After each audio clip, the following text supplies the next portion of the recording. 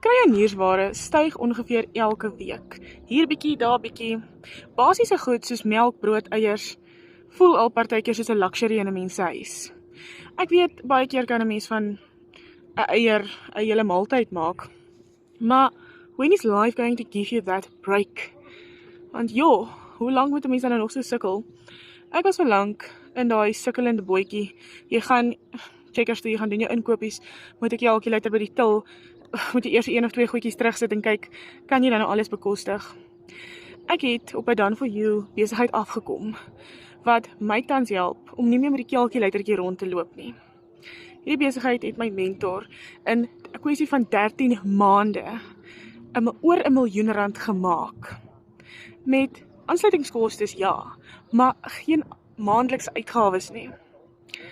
So as jy voel, jy's moeg om net nie meer by te hou nie, kom in vir my onder pryse. Ek gaan vir jou presies dieselfde Done for You program aanstuur as wat sy gevolg het en wat ek tans volg. Jy het niks om te verloor nie. This program changed lives by the day.